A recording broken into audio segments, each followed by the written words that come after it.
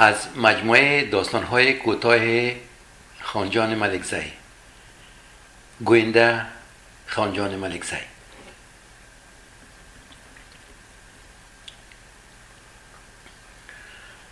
با به قدرت رسیدن چپی‌ها و عجله در ریفرم‌های اجتماعی، سیاسی، اقتصادی، آماده نبودن مردم برای آن ریفرم‌ها، 1.5 سال بعد در بعض ولایات مردم به نام اسلام علیه دولت بغاوت کردند. خصوصا بعد از آمدن قوای شوروی، جنگ در همه نقاط کشور گسترش پیدا کرد. نازنین در یک از ولایات شرقی در دی زندگی میکرد. با شدت گرفتن جنگ و خانواده خیش با کابل رفتن. پدر نازنین که سالها قبل فوت کرده بود، او با مادر و 3 خواهر و برادر بزرگش که صاحب منصب بود زندگی میکرد. سالهای جنگ برای اکثر فامیل‌ها با دست دادن پدر، شوهر، برادر، خواهر و دیگر اعضای فامیل برمغان آورده بود. نازنین تا صنف 6 مکتب درس خونده بود. وقتی با کابل آمدن چند ماه نگذاشته بود، با یکی از همکارای برادر بزرگش نامزد شد. گرچه نازنین خیلی جوان بود و تا هنوز خواهران بزرگ او ازدواج نکرده بودند، به قول معروف وطنی قسمت و تقدیر کارش را کرد. بعد از 1 سال نامزدی ازدواج کرد. سالها می گذشت. هنوز قوای اتحاد شوروی در افغانستان بودند. شوهرش به یکی از ولایت جنوب شرقی تبدیل شد. او با شوهر و 2 پسرش به خوست رفتند. 2 سال اول زندگی آنها به خوشی می گذشت. شوهر نازنین که مدیر قلم مخصوص قماندان فرقه بود و گمان می رفت که خطر جنگ آنها را کمتر تهدید می کند. در یکی از روزها شوهر نازنین که در خانه بود، قوای مخالف دولت چند راکت به فرقه شلیک کردند. یکی از راکت ها به خانه نازنینشان اصابت کرد. شوهر نازنین به سختی زخمی شد. 2 روز بعد در شفاخانه 400 بستر در کابل که شفاخانه نظامی بود جان داد.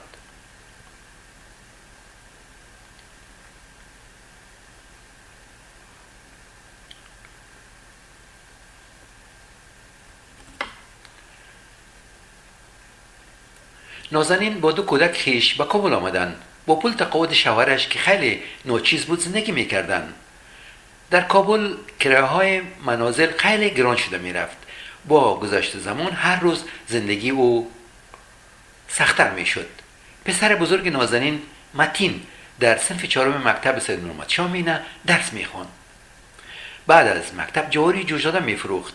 نازنین جواری را در مارکت میخرید. وقتی متین به خانه میآمد در توکری آنها را گذاشته در کوچه میفروخت. متین پسر خیلی با استعداد، ذکی و انسان با پشت کار بود. در آن فصلی که جواری نمی بود، مادرش کراچی را با کمک یکی از همسایه ها آماده کرد. در آن شیرنی و سامان بازیچه اطفال و ساجق که از سرای پول باقویم به قیمت خیلی نازل می خرید می گذاشت. زندگی آنها با مشکل می گذشت. نازنین یادی از روزهای خوش زندگی خیش را که شوهرش زنده بود، وقتی برای رخصتی به کابل می آمدند، همه دوستان و اقارب دور آنها می چرخیدند. به اصطلاح از مهمانی و دعوت خسته می شدند. آن همه لطف و مهربانی های دوستان ناپدید گردید. نازنین وقتی آن سالها را به خاطر می آورد و جز یاد دیگر چیزی باقی برایش نمانده است. نازنین تنها چهره زیبا نداشت، بلکه در عمق افکار خیش از متانت و خم نشدن در مقابل مشکلات به زیبایی او افزوده بود.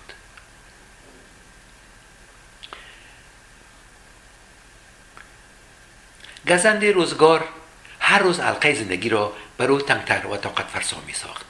با متانت و جسارت بی پایان و امیدوار بودن با آینده بهتر در برخورد با مشکلات او را کمک می کرد.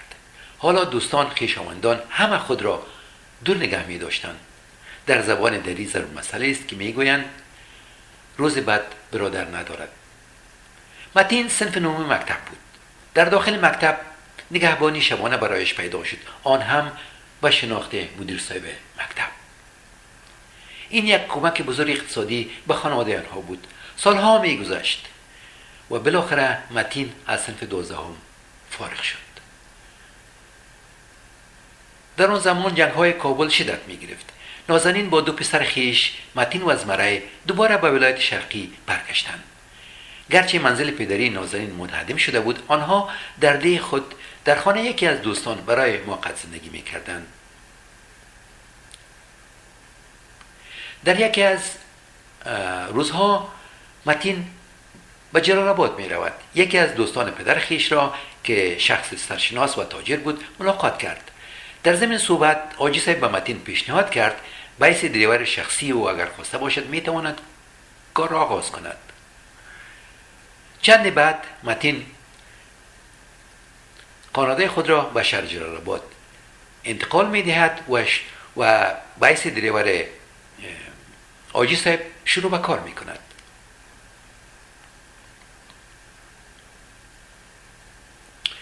یگان وقت با حاجی صاحب به کابل میرفت و در مسئول اموال تجاری در گمرک کابل به او کمک میکرد. 1 سال از آغاز کارش با حاجی صاحب نگذشته بود. حاجی صاحب بالای متین که شخص خیلی ذکی، صادق و درستکار بود اعتماد پیدا کرد. اکثرا خود متین به تنهایی به کابل می آمد و اموال را در گمرک محصول می کرد. متین که انسان با استعداد بود همیشه فکر می کرد باید به تحصیل خود را ادامه دهد. روز به روز بی‌ثباتی و جنگ در افغانستان افزوده می شد. متین و خانواده‌اش با کمک حاجی صاحب به پشاور نقل مکان کردند و حالا در شرکت حاجی صاحب در پشاور کار میکرد. دیری نگذشته بود متین با کمک حاجی صاحب به کالج می رود. بعد از چند سال بغض مستری در رشته اقتصاد نایل می شود. در شرکت حاجی صاحب شروع به کار می کند. در مدت کوتاه تجارت حاجی صاحب را رونق می دهد. متین به خاطر می آورد روز ازدواج خود را با زلیخا دختر حاجی صاحب و یا روزهایی که در کابل در کوچه جواری می فروخت و فلسفه ای که می گویند برای انسان زحمتکش ناممکن وجود ندارد. در سالهای بعد از شکست طالبان یکی از دوستان حاجی صاحب که در کابل شرکت داشت به متین مشوره داد به کابل برگردد. در وزارت مالیه وزیری است که برای کارهای بزرگ مانند رئیس ریاست‌ها از اشخاص تحصیل کرده امتحان میگیرد. در صورت پیروزی آنها را در پست‌های بلند دولتی میگمارد. اگر متین در این امتحان اشتراک کند بهتر خواهد شد. خب متین با حاجی صاحب به کابل برگشتند. وقتی به دفتر معلومات وزارت مراجعه کردند با او گفته شد به دفتر وزیر صاحب برود. متین در عمرش با چنین جاها نرفته بود. به نظرش خیلی عجیب می آمد. وقتی به دفتر تحریرات وزیر صاحب مالیه وارد شد فکر میکرد در خارج است. خیلی دفتر فیشنی و لوکس بود. با او گفته شد باید رزومه خود را بیاورد و دیپلم خیش را از تایید پانتون کابل بگذراند. او چند روز بعد از آن در امتحان اشتراک کرد. بعد از چند روز به او اطلاع دادند که او در امتحان موفق شده است. سمت معاون یکی از ریاست‌ها را به او پیشنهاد کردند. اصلا نمیدانست این یک رویاست و یا یک واقعیت. او به خاطر می آورد آن روزهای سخت زندگی از جواری فروشی تا نگهبانی مکتب و ازدواج با زلیخا تا آن روزی که معاون ریاست شد. متین برای چندین سازمان‌های غیر دولتی در بدل اقوزامه پروپوزال می نوشت. متین هر روز به پیروزی‌های جدیدی می رسید. در زندگی مانند که از پله‌های زینه با متانت و پشتکار بالا می رفت و تسلیم مشکلات زندگی نشد. او وقتی در پشاور در کالج بود در خاطرنامه آقای وینستون چرچل خوانده بود او چنین گفته بود: هیچگاه تسلیم مشکلات زندگی نشوید. حاجی صاحب حالا در کابل شرکت باز کرده و تجارت چای را دوباره آغاز کرده بود. متین اکثرا بعد از کار به تجارتخانه حاجی صاحب می رفت و در حسابداری و ترجمه نامه‌های شرکت که اکثرا به زبان انگلیسی می بود کمک می کرد. خانواده متین و خانواده حاجی صاحب در پل سرخ کورتیسی در خانه خیر لوکس و مجلل زندگی می کردند. متین در زندگی کدام کمبود احساس نمی کرد. آرزوهای انسان پایان ندارد. میگویند جهانبینی وجود دارد. راضی نبودن در زندگی راز پیشرفت انسان هاست. متین در روزایی که وقت می داشت، اکثرا در روزهای پنجشنبه، مادر خیش را به خانه دوستان که در سید نورمت شامینه موقعیت داشت می برد. در موتر خیش به آن کوچه ها می رفت. آن روزها را به خاطر می آورد. در آن گذشته های نچندان دور با توکری خیش جواری می فروخت و روزهای مکتب را به خاطر می آورد. روزها با شکم نیمه گرسنه باید درس‌های خیش را آماده می کرد. آن روزهای سخت را مادرش برای آماده کردن غذای آنها چقدر زحمت می کشید. هنوز چند روز از مرگ پدرش سپری نشده بود و رابطه آنها با خانواده پدرکلان پدری و خیلی خراب شد. حتی وقتی گریه کردن را هم نداشتند. مادرش می گفت برای گریه کردن دل آرام می خواهد. متین مادرش را خیلی دوست می داشت. همه پیروزی‌های خیش را مرهون تربیت خوب، لطف و مهربانی او می دانست. اکثرا دانشمندان در مورد تربیت می گویند همه مردم تربیت را در خانواده و تعلیم را در مدرسه می آموزند. اکثرا مادر متین در وقت پختن غذا این آهنگ را زمزمه می کرد: مازیگرده که نده زما خیلی جانانه. متین در این کار بلند پایه از خود کارایی نشان می دهد و اکثرا تا نوقت‌های شب در دفتر خیش کار می کرد. روزی در دفتر طرفی یکی از همکاران را به اصطلاح جشن می گیرند. یکی از کارمندان متین به نام مینا که چند سال قبل شوهرش در یک سانحه ترافیکی کشته شده است، با متین نگاه‌های خیلی گرم که اضافتر از رابطه بین عامر و معدون است رد بدل می کنند. متین خیلی به رابطه خانوادگی خیش پابند است. با وصف آن در روزهای بعدی خود را در یک کشش عاشقانه پیدا می کند. هر روز دلش می خواهد به مینا نزدیکتر شود. گرچه مینا می دانست متین خانم دارد، کوشش می کرد خود را دور نگه دارد. رابطه کاری طوری بود متین و مینا هر روز با هم در مورد کارهای روزمره صحبت کنند. متین نمیفهمید آینده در مورد این عشق و عاشقی چه ارمغان خواهد آورد. هر روز این رابطه عمیق‌تر میشد. مینا تصمیم گرفت نامه به متین بنویسد. نامه مینا به متین. مینا در آن شب وقت به خانه برگشت. روز چهارشنبه بود و فکر میکرد باید به متین نامه بنویسد. مینا نمیدانست نامه خیش را چطور آغاز کند. خیلی خود را افسرده حس میکرد. آن شب تا خیلی دیر نشده بود خواب به چشمانش را نداشت. وقتی به بستر رفت خیلی دیر بود. طبق معمول فردا باید به کار میرفت. فردا صبح وقت بیدار شد و عجله لباسای خود را عوض کرد. وقتی به سر سرک جایی که موترهای وزارت می آمدن رسید، در چند لحظه کوتاه موتر وزارت آمد. مینا چند خار خوانده داشت. در افکارش می آمد رابطه دوستی خود را با متین با آنها شریک کند. در تردید به سر می برد. می ترسید راز خود را با آنها در میان بگذارد.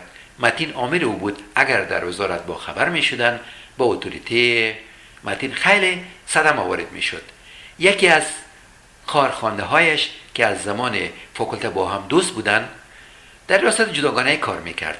آن روز روی تصادف در وقت امضای حاضری سیما جان را دید.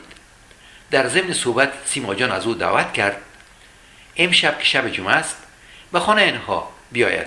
مدت ها بود که آن دو با هم درد دل نکرده بودند. در آغاز مینا گفت کدام وقت دیگر. بعد از تاکید سیما جان قبول کرد. سیما جان گفت که ساعت 7 شام او را از منزلشان برخواهد داشت. مینا بعد از امضای حاضری به دفتر رفت. معمولا روز پنجشنبه که روز کوتاه برای کارمندان دولتی است، در چرت بود نامه به متین بنویسد و فکر میکرد که چطور افکار خود را در آن نامه از مشکلاتشان که او خانم دارد منعکس کند. مینا فکر میکرد آینده رابطه او با متین با کجا خواهد رسید. در همین چرت بود که همکار او صالح جان چای را تعارف کرد. بعد از نوشیدن چای مصروف کارهای دفتر شد. او باید جواب نامه ها را می نوشت. گرچه هر سه نامه را روز قبل درافت کرده بود، وقتی عقب کامپیوتر نشست در چند دقیقه کوتاه آنها را تایپ و پرینت کرد. نامه ها را دوباره چک کرده بالای میز متین گذاشت. ساعت 12:30 متین از جلسه برگشت و از مینا خواهش کرد به دفتر او بیاید. وقتی مینا به دفتر متین رفت، او گفت قرار است در جلسه عمومی که روز شنبه در وزارت دایر می شود او عوض رئیس اشتراک خواهد کرد. راپور 6 ماهه ضرورت است، باید آماده شود. از مینا خواهش کرد که روز شنبه با او به جلسه برود و گفت اگر خواسته باشد چندین دوسیه را که ضرورت است از دفتر به خانه ببرد. مینا نمیدانست چی بگوید. او امشب مهمان سیما جان بود. به هر صورت قبول کرد. وقتی از شعبه معاون صاحب مینا خارج شد، نامه‌ای که قبلا نوشته بود به متین داد.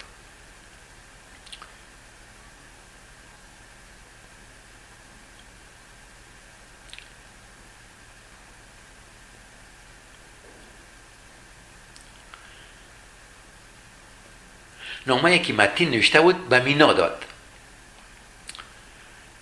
و گفت این نامه را برای او نوشته است. مینا آن نامه را گرفت. وقتی به دفتر خیش رسید و بسیار عجله آن دوسیه ها را پیدا کرده آنها را در خریطه پلاستیکی جا داد. 5 دقیقه بعد ساعت 1 بعد از ظهر مانده بود. وقتی برای امضای حاضری او با صالح جان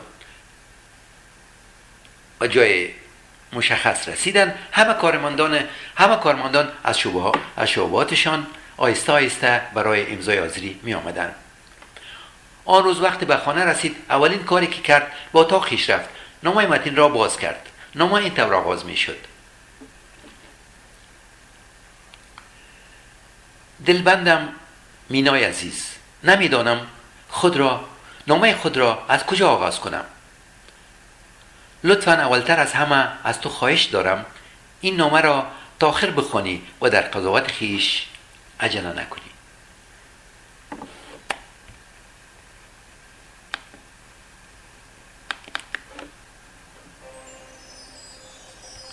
این آخرین تلاشمه واسه به دست آوردنه. باور کنین قلب و نرو این التماس آخره. چقدر میخوای تو بشکنی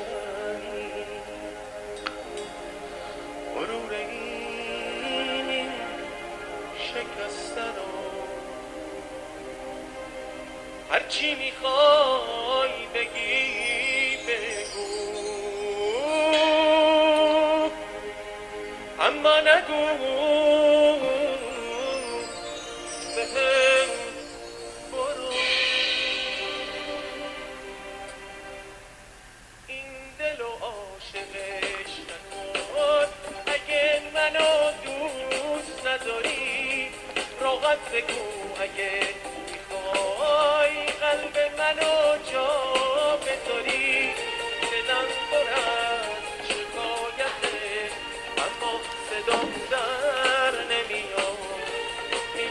دلم از دستم بری کاری ازم بر نمیاد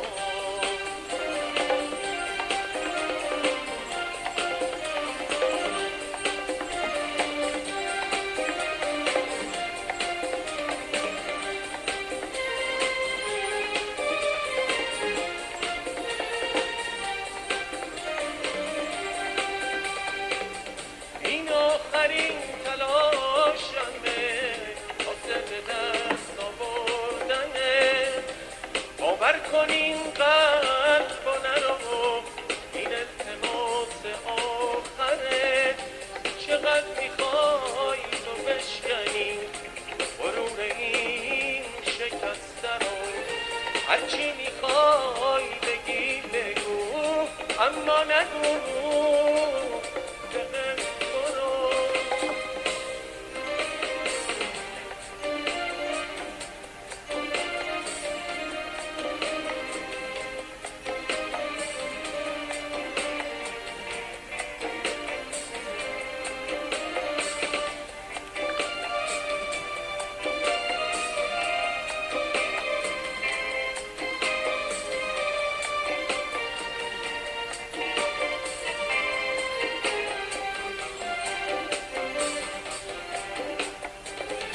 مرگ دلم پای توه اگه ازش گذر کنی رفتر کنی رفیقتن کافیه با ما سر کنی مرگ دلم پای توه اگه ازش گذر کنی رفتر کنی رفیقتن کافیه با ما سر کنی این دل و عاشقش نکن اگه منو دوست نداری راحت بگو اگه میخوای قلب منو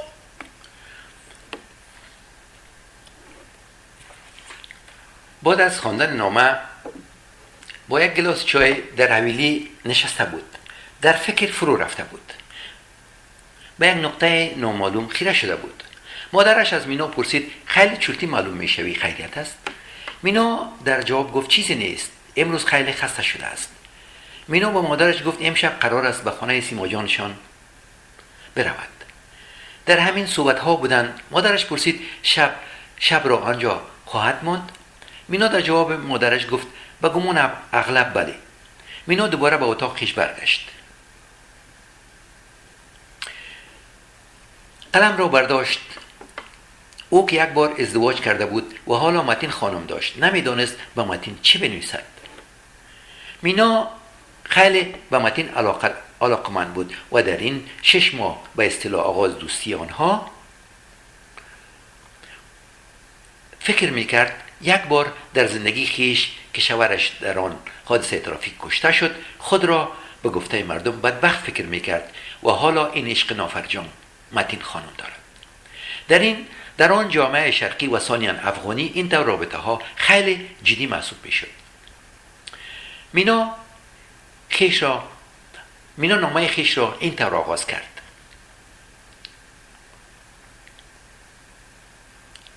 عزیز دلم متین، خودت میدانی که من یک بار ازدواج کردم و مرگ عشقم را یک بار با چشمان سر دیده و جفای روزگار را چشیدم و آن جفاها تا هنوز التیام نشدند و حالا این عشق تو مانند پرنده وحشی به سراغم آمده است و قرار مرا برده است. من شب و روز در مورد تو فکر میکنم. عزیز دلم، میخواهم شب و روز با تو باشم. ای کاش این سرحدیان تو خانم نمی داشتی، ما با هم خیلی خوشبخت می بودیم. آیا می دانی تو با آتش بازی می کنی اگر در وزارت با خبر شوند و یا خانواده شما چه عواقب خواهد داشت؟ گرچه می گویند دوست داشتن گناه نیست. بعضی وقت در نظرم می آید که از این وزارت خود را تبدیل کنم. این را می دانم از عشق تو فرار نمی توانم کرد. تا این لحظه که من این نامه را به تو عزیز دلم می نویسم راه حل نمی بینم.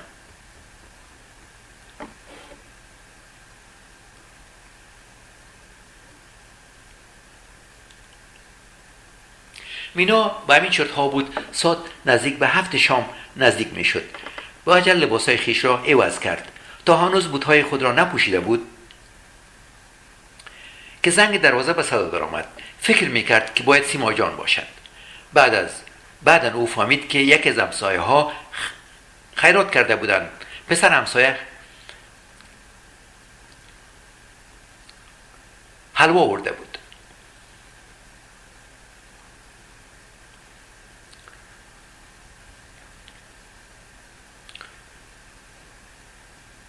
مینا سر صفحه نشسته بود و هر لحظه به ساعت خیش نگاه میکرد. مادر مینا پرسید ساعت چند با سیما جان قرار دارد. مینا گفت ساعت 7 شام. در همین گفتگو بودند که زنگ دروازه به صدا درآمد. دروازه کوچه باز بود. سیما جان وارد خانه شد و مادر مینا سلام کرد. مادر مینا از او خواهش کرد بنشیند. سیما جان گفت باید بروند، دیر شده است. مادر مینا تاکید کرد گلاس آب میوه بنوشد. خوب سیما جان تشکر کرد. وقتی به خانه سیما جانشان رسیدند ساعت 7:30 بود. روزهای زمستان خیلی کوتاه می باشند. ساعت 7:30 هوا تاریک می شود. وقتی وارد خانه سیما جانشان شدند در واقعیت امر آن شب سالگرد خواهر سیما جان بود. اصلا سیما جان به مینا چیزی نگفته بود. مینا در یک حالت غیر منتظره قرار گرفت. باز هم فکر کرد که چی باید کرد. او راه حل را پیدا کرد. در دستکولش پول داشت. بعدا از سیما جان پاکت گرفت و پول را برای تحفه سالگرد خواهر سیما جان آماده کرد. آن شب در جشن تولد خواهر سیما جان موسیقی هم بود. آنها آوازخوانی را دعوت کرده بودند. پسر خیلی جوان بود مگر آواز گیرایی داشت و آهنگ‌های آوازخوانه مشهور افغانی را خوب کاپی می‌خواند. آن شب به مینا خیلی خوش گذشت و اصلاح غم خود را غلط کرد. مراسم سالگرد ساعت 11 شب تمام شد. مینا و سیما جان به اتاق سیما جان رفتند. سیما جان قبلا آمادگی داشت که امشب مینا در خانه آنها سپری خواهد کرد. در ضمن صحبت مینا از سیما جان پرسید زندگی چطور میگذرد؟ او گفت کدام تغییر فاحش در زندگیش دیده نمی شود. مینا نمیدانست که راز عشق خود را به سیما جان بگوید و یا خیر. او میدانست سیما جان شخصیت عالی دارد. می شود به او اعتماد کرد. وقتی مینا قصه خود را به سیما جان کرد خیلی برای سیما جان دلچسب بود. هر کلمه او را از دل جان گوش می کرد.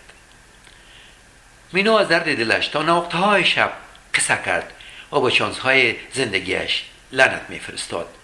مینا می گفت که او تا هنوز از درد و اندوه سیاروزی ازدواج قبلی خیش مانند گل شقایق داغی در دل دارد. تا هنوز التیام نشده است.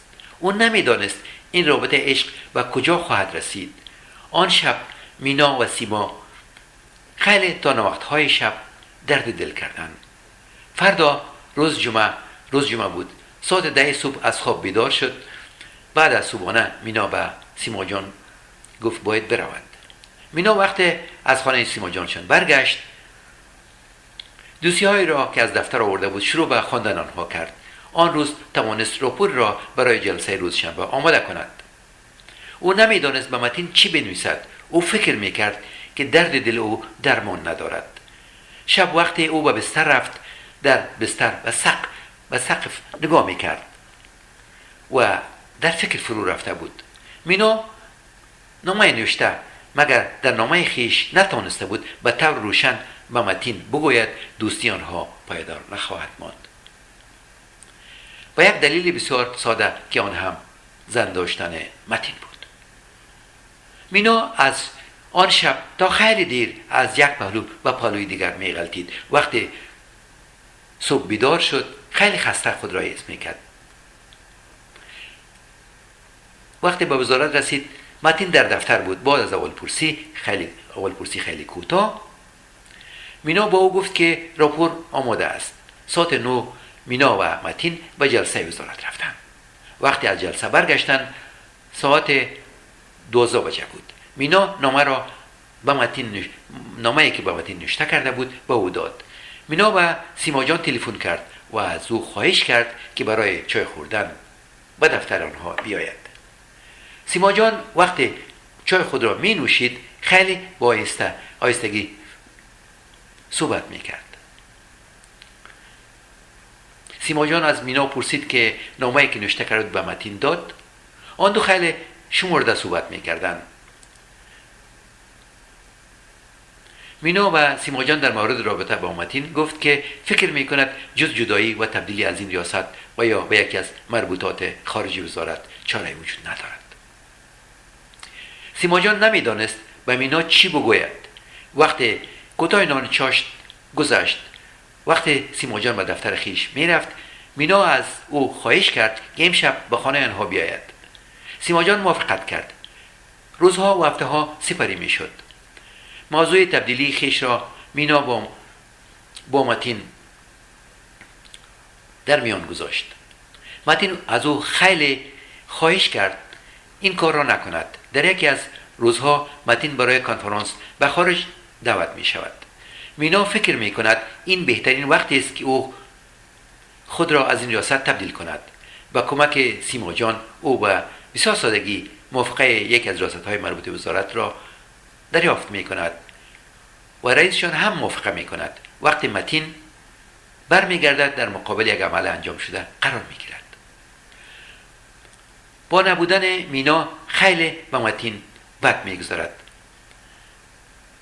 متین به دفتر مینا زنگ می زند و از او می خواهد که با او ببیند. مینا می گوید به وقت ضرورت دارد.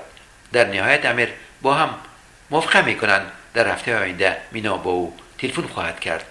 مینا فکر می کند در دیداری که با متین خواهد داشت چی بگوید.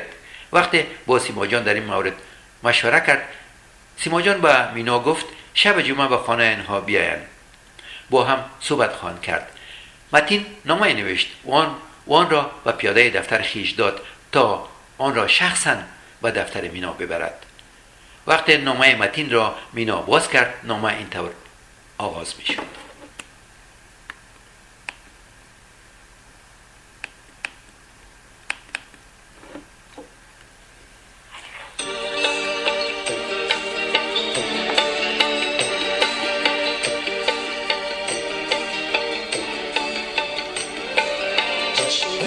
قشنگت به جانم شرر زد، یاد لبان تو خاکم به سر زد.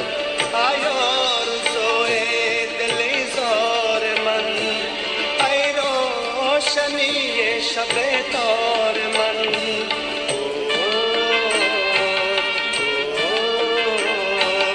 چشم قشنگت به جانم شرر زد.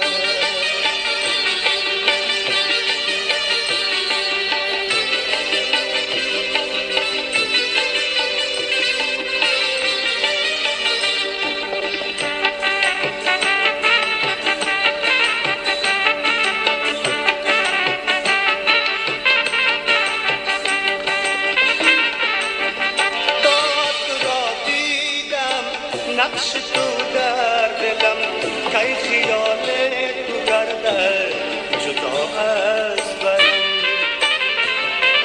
تا تو را دیدم نقش تو در دلم کی خیال تو گردد جدا از برم.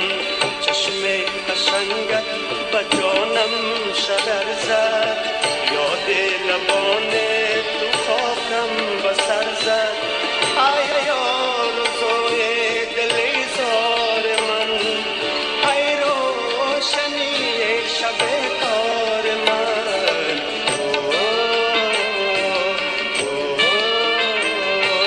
چشم قشنگت به جانم شرر زد.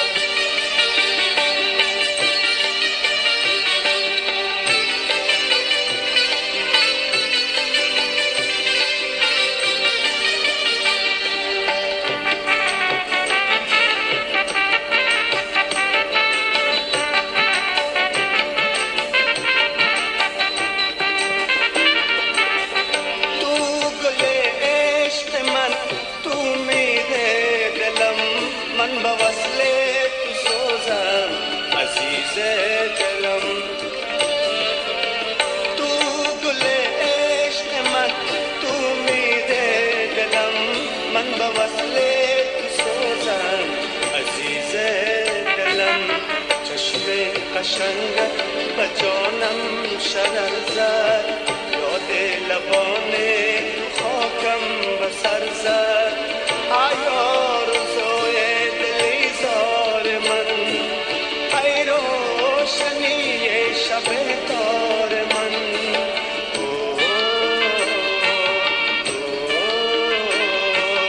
چشم قشنگت به جانم شرر زد.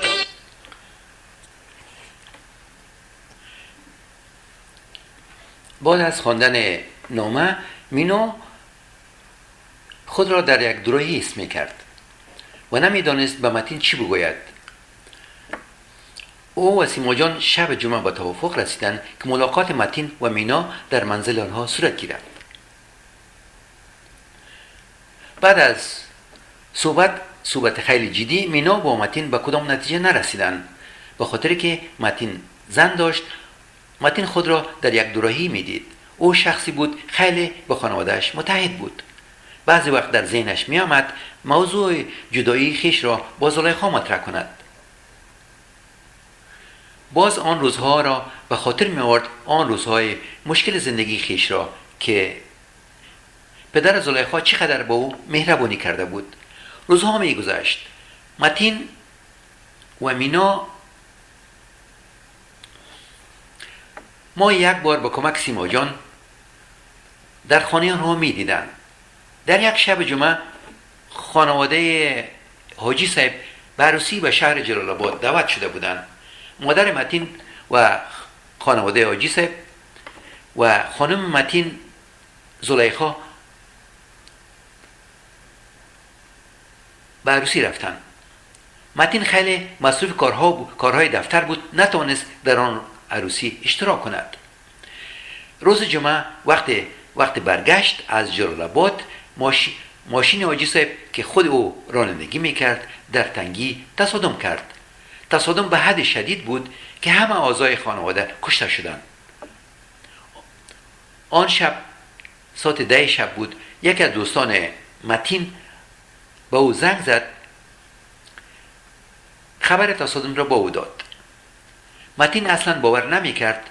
وقتی به شفاخانه وزیر ابرخان رسید، خبر مرگ مادرش و همه اعضای خانواده را به او دادند.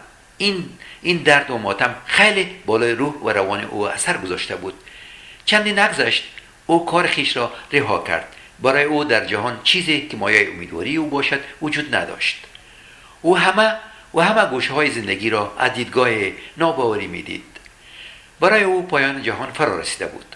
وقتی به مادرش میاندیشید، آن روزهای مشقتبار زندگی که در مکتب بود و با شکم نیمه گرسنه درسهای خود را آماده میکرد و مادرش با یک متانت خارق‌العاده به او یک آینده تابناک را مژده میداد. دیگر مادر متین زنده نبود. او به سفر یک طرفه رأس پاره نیستی شده بود. او دیگر در وقت آشپزی آن آهنگ مازیگرد کانادایی را نمی سرایید.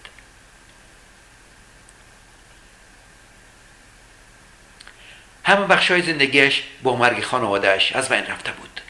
وقتی او مرگ پدر خود را تا مرگ مادرش در طول این سالها میدید، خیلی متأثر میشد. فکر میکرد مفهوم زندگی چی است؟ آیا دویدن عقب باد است؟ این همه تلاش و زحمت برای خوشبختی که خیلی لحظات کوتاه زندگی با او دسترسی پیدا میکردند. او یگانه وارث به اصطلاح تجارت حاجی صاحب بود. نمیدانست آینده چی خواهد شد. اون روزها و شب در منزلش بود. به ندرت با مردم صحبت میکرد. این جفای روزگار را خیلی غیر عادلانه میپنداشت. او میدانست هرگز زلیخا مادرش و حاجی صاحب بر نمیگردند. او مجبور بود که باید زندگی کند، تنها، با دردها، با غمهایش، تنها. دوستان حاجی صاحب به او پیشنهاد کردند که کار تجارت حاجی صاحب را دوباره آغاز کند. 6 ماه از مرگ خانوادهش میگذشت. در یکی از روزها با وزارت تقاضا میکند که به دفتر مامورین وزارت بیاید. وقتی به مدیریت مامورین میرفت، در دهلیز روی تصادف با سیما جان روبرو میشود. همه در وزارت می‌دانستند که او خانواده‌اش را از دست داده است. سیما جان به متین سلام کرد. در ضمن صحبت متین از مینا پرسید. سیما جان به او گفت که مینا در همان دفتر کار میکند. سیما جان اضافه کرد مینا میخواست او را ببیند. متین شماره تلفن خود را به سیما جان میدهد و از او خواهش میکند تا مینا بگوید به او زنگ بزند. روز پنجشنبه مینا دل و نادل شماره تلفن متین را برداشت. وقتی شماره او را دایل کرد خیلی احساس پریشانی میکرد. نمیدانست که صحبت خویش را چطور آغاز کند. وقتی متین گوشی را گرفت مینا سلام کرد. در چند دقیقه کوتاه متین مانند این که او زندگیش را دوباره یافته است در دلش یک نور و امیدواری را حس کرد. متین از مینا خواهش کرد که فردا روزجمعه با او ببیند. مینا که از دل و جان میخواست که با متین عزیزش ببیند در آغاز گفت هفته آینده. با اصرار متین موافقت کرد. مینا از متین خواهش کرد که به منزل آنها بیاید. متین موافقت کرد. مینا مدتها قبل در مورد متین با مادرش صحبت کرده بود. وقتی متین موافقت کرد که خانه آنها بیاید خیلی احساس خوشی میکرد. آن شب تا دیر وقت نخوابید. در فکرها و رویاهای خویش غرق بود. او میدانست که آن مشکل زن داشتن متین از بین رفته است. صدها سوال جواب نشده در ذهن او میگشت. آن روز جمعه که یکی از روزهای ماه سنبه بود، هوای کابل هنوز سرد نشده بود. مینا با کمک برادرش میز و چوکی در سایه درخت بزرگی که در خانهشان بود گذاشتند. ساعت 11 پیش از چاشت بود. متین به خانهشان آمد. با مادر و برادر مینا معرفی شد. گرچه صحبت آنها خیلی رسمی بود، به اصطلاح دوستی از هم گسیخته مینا و متین دوباره سر گرفته شد. مینا و متین هر دوی آنها قربانی جفای روزگار شده بودند. دردشان خیلی عمیق بود. به التیام آن سالها ضرورت بود. متین به اصطلاح در 7 آتش روزگار آب دیده گردیده بود. مانند درخت همیشه بهار در مقابل مشکلات زندگی خم نمیشد. او ازدواج با مینا در شاهراه زندگی یک بار دیگر با متانت و استواری به پیش می رفت. او دیگر برای دولت کار نمی کرد. او حالا تجارت حاجی صاحب را به پیش می برد. متین شخص تحصیل کرده بود و همیشه در نظرش می آمد که یک سازمان خیریه را ایجاد کند تا بتواند به جوانان بی‌بضاعت شغل بیاموزد. او سازمان کوچکی را در آغاز از 5 تن ایجاد کرد و در آن سازمان مانند نجاری برای پسران، خیاطی برای دختران را ایجاد کرد. در طی 5 سال آن سازمان خیریه که تولیدات خویش را می‌فروخت و سازمان خودکفا مبدل شد. در سالهای بعدی خیلی رشد کرد. ترمیم موتر، ولدینگکاری، نجاری، کارمندان حرفه‌ای را به صورت مجانی به جامعه تقدیم می‌کرد. متین از نظر مدیریت خیلی کار دیده بود. آن سازمان خیلی موفق بود. متین می‌دانست در آن جامعه هزاران تن از کودکان که والدینشان را در جنگ از دست دادند و بدون سرنوشت هستند با به وجود آوردن چنین سازمان خود او که سالها قبل یک از آن یتیمان بود و حالا می توانست با آن نوجوانان کمک کند خود را خیلی خوشبخت حس می کرد. متین در یک از روزهای خزان با مینا و 2 کودک خویش جمال و کمال به مهمانی نزد دوستش به پغمان رفته بودند. او و مینا و 2 کودکشان وقتی در حویلی دوستش بعد از نان چاش نشسته بودند با گلاس چای به برگ‌های چنار زرد شده که رختکنان به زمین می‌خوردند نگاه می‌کرد. در نظرش همه دنیا زیبا و دوست داشتنی می‌آمد. او خود را خیلی خوشبخت حس می‌کرد. وقتی متین از مهمانی برگشت یک احساس خیلی شاعرانه به او دست داد. متین دیگر تنها نبود. او با مینا بود. وقتی او با مینا نگاه میکرد حتی نمیخواست که نگاه‌های خیش را از او بکند. هر روز عشق و عاشقی مینا و متین به یک سرحد صمیمیت، فهم و دلدادگی رشد میکرد. آن شب وقتی همه به خواب رفتند، او قلم را برداشت. او این شعر را در وصف مینا نوشت: